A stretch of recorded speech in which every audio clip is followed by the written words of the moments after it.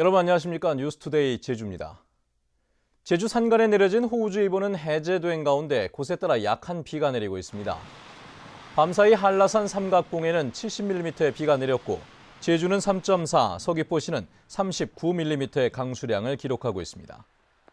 비는 오전까지 5에서 20mm가 더 내린 뒤 낮부터 차차 그치겠습니다. 오늘 낮 최고 기온은 21도에서 24도로 어제보다 조금 높겠고 바다에는 파도가 최고 4m로 매우 높게 일겠습니다. 중국인 관광객들이 늘어나면서 거리에는 중국어 간판들도 급증하고 있는데요.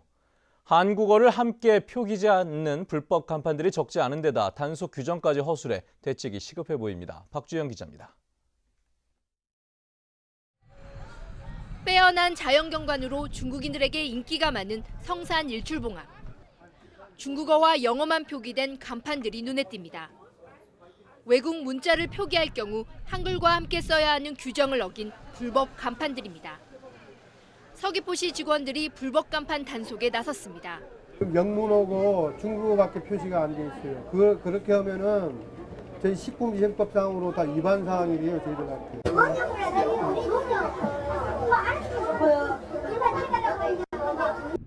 이러다 보니 정작 한국인들은 간판이 무슨 뜻인지조차 알 수 없는 상황. 지난해 서귀포 시내에서 적발된 불법 간판은 모두 78건입니다. 이처럼 한글 없이 외국어 표기로만 된 불법 간판을 사용할 경우에는 최대 보름 동안 영업정지 처분을 받게 됩니다.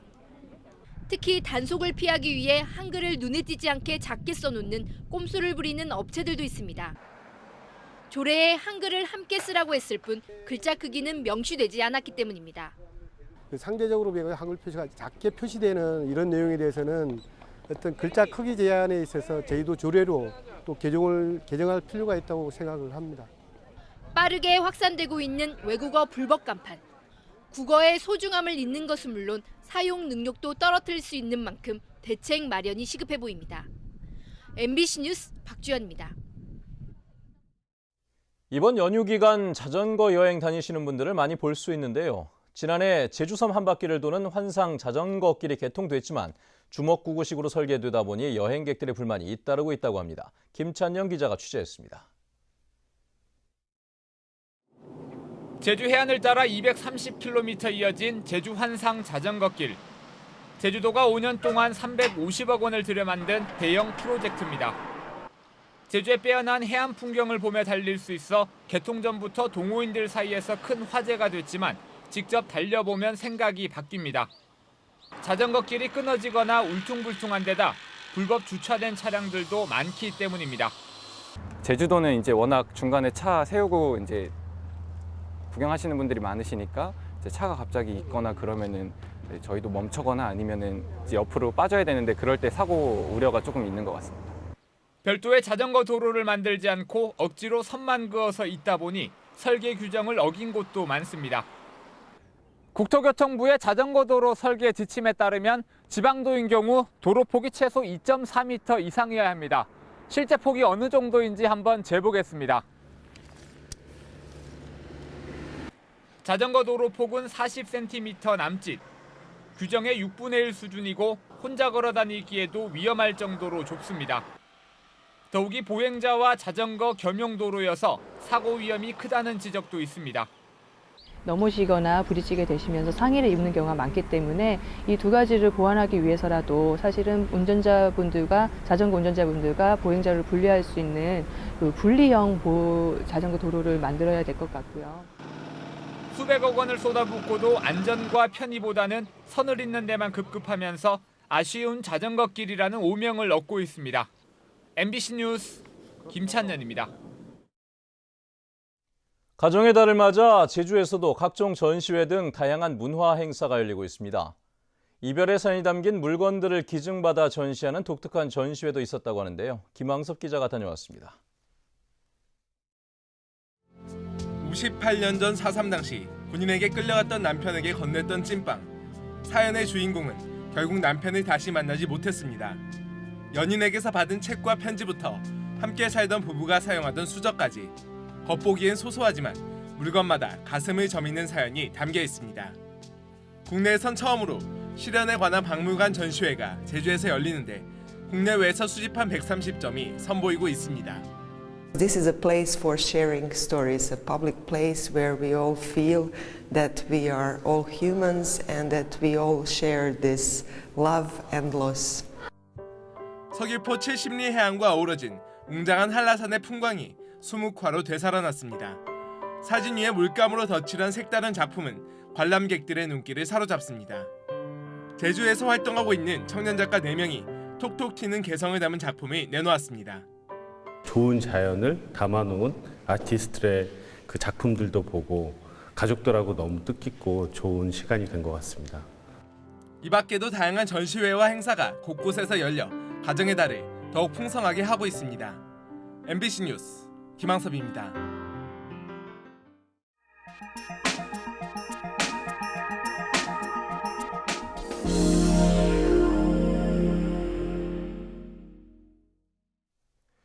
제두루미는 세계적인 멸종 위기종이자 천연기념물로 개체수가 해마다 많이 줄어들고 있는데요.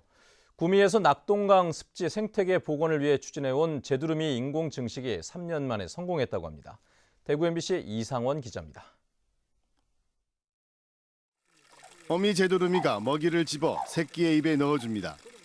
지난 21일 인공 증식으로 알에서 부화된 새끼 제두루미는 어미의 보호를 받으며 하루가 다르게 커가고 있습니다.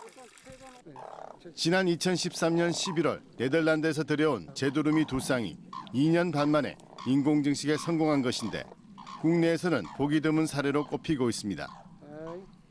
조류생태환경연구소는 새끼가 어미새가 될 때까지 야생 적응과 비행 훈련 등을 실시해 올해 11월쯤 자연으로 돌려보낼 계획입니다. 부화가 됐기 때문에 이제 앞으로 본격적으로 이제 자연 복귀라든가 월동지 확대라든가 이런 점에서 굉장히 의미 있는 한 첫걸음이 디뎌졌다고 생각합니다. 인공증식으로 번식한 개체들이 늘어나면 제두루미 도래지인 구미 낙동강 해평 습지에 방사해 생태계를 복원시키는 작업이 시작됩니다. 제두루미 인공증식과 생태계 복원 프로젝트에는 삼성전자 구미공장과 대구지방환경청, 구미시도 함께 힘을 모으고 있습니다. 매년 철새 도래할 때마다 먹이주기 행사를 지역 관계기관과 지속적으로 지금 실시를 해오고 있고 앞으로 다양한 활동들을 갖다가 지속적으로 할 예정입니다. 이번 제두루미 인공증식 성공으로 생물 다양성 보존에 대한 관심이 높아지고 제두루미 도래지인 구미 해평 습지 생태계 복원 작업에도 탄력이 붙을 것으로 기대되고 있습니다. MBC 뉴스 이상원입니다.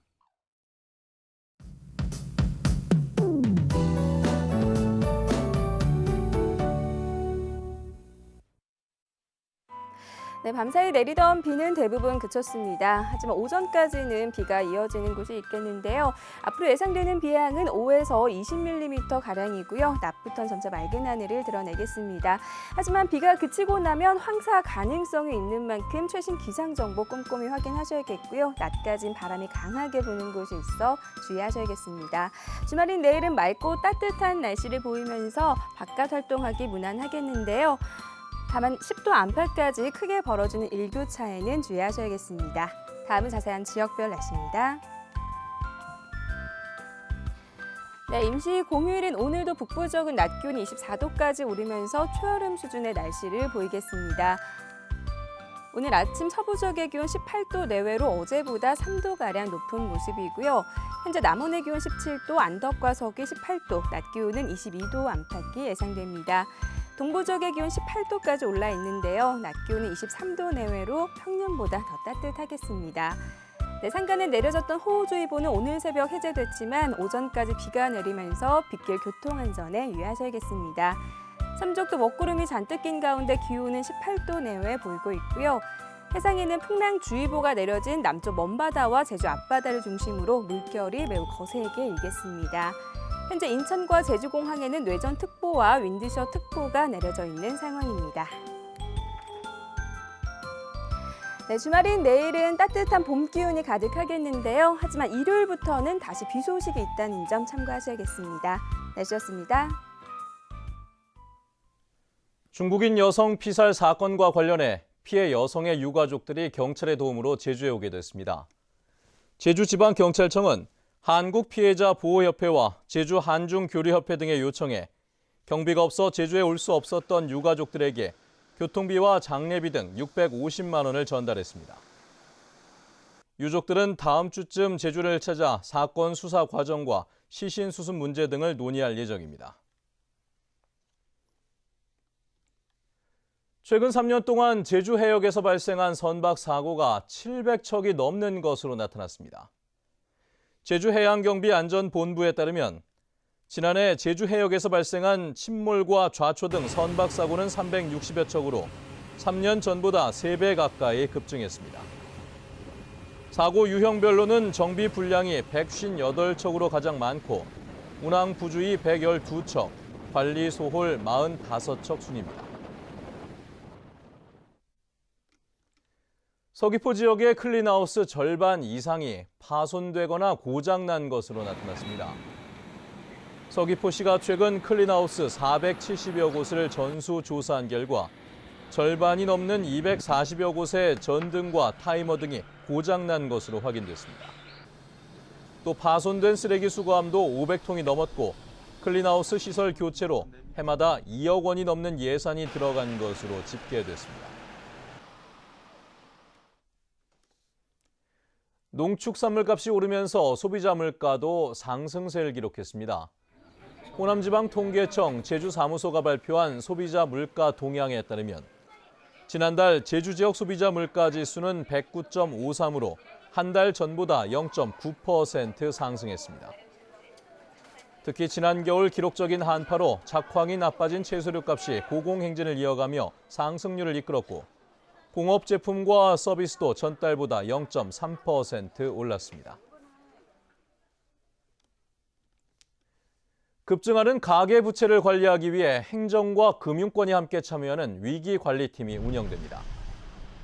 제주도는 한국은행 등과 함께 가계부채 위기관리 전략팀을 구성하고 제주 지역 가계대출 현황을 정기적으로 모니터링해 위기관리 대책 등을 마련할 예정입니다.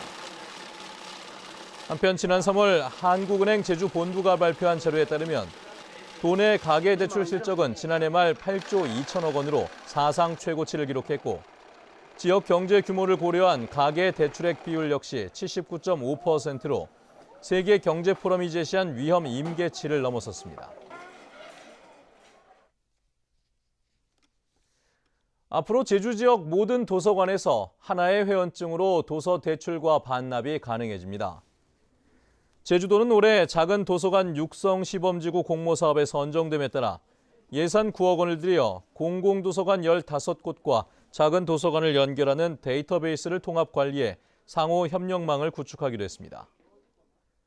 다음 달 이번 사업에 참여할 작은 도서관 40곳을 선정하고 생활 밀착형 도서관 문화를 조성할 계획입니다.